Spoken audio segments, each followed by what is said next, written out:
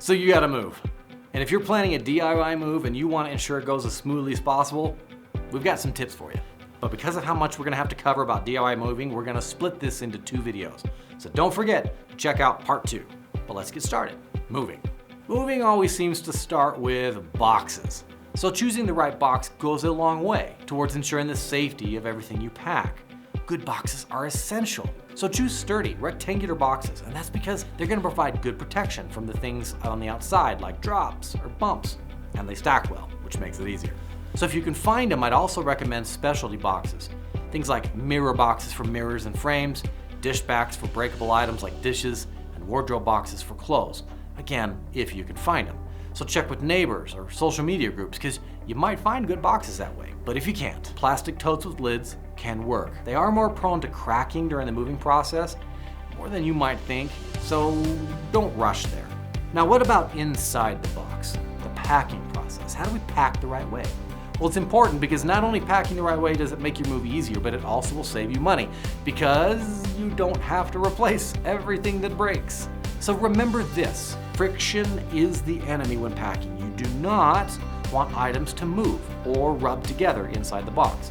For that matter, you don't want the boxes to move inside the truck either, so stack them well. But pack each box to the top. Don't leave any gaps. That provides stability to the box and helps make sure things don't move. If you need to prevent items from breaking, like especially those fragile ones, it will be important to wrap them individually with good packing supplies. Things like newspaper or recycled newsprint. Now, it's about reducing friction, so that's why we wrap them. That way, if the items do manage to rub or bump together during the moving process, they'll be less likely to break. But I'm gonna warn you on something. You might be thinking in your mind right now, bubble wrap. Bubble wrap is perfect for this. And bubble wrap is honestly not the best at this. It can help reduce friction, that's sure, but it can be hard to secure items properly inside bubble wrap. Things can move around a lot, and it uses a ton of space, which just means more packing and more boxes that you have to use. Now remember, lastly on packing, ensure that the items that you do pack fit inside the box but are not too heavy to lift. So the rule of thumb is smaller boxes for heavier things, larger boxes for lighter things.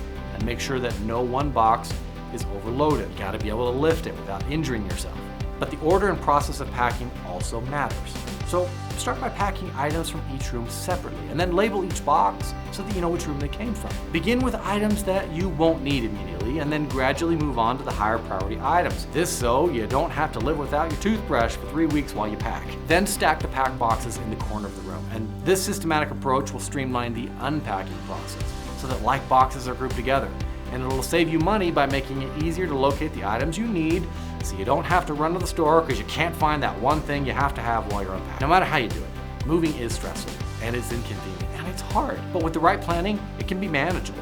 And hopefully with these tips, you can approach your DIY move with a better, well-informed mindset, ready to keep costs and stress as low as possible. Now, we have a lot on our website about DIY moving, from choosing the right storage to moving trucks and learning how to ask for help when you need it. So hopefully those articles can cover everything you need to know, but remember this, it's okay to ask for help. Moving is a life-changing event, and the more support you get, the smoother your transition will be. Well, that's it, but remember to check out part 2 of this video for more tips on having a great DIY move.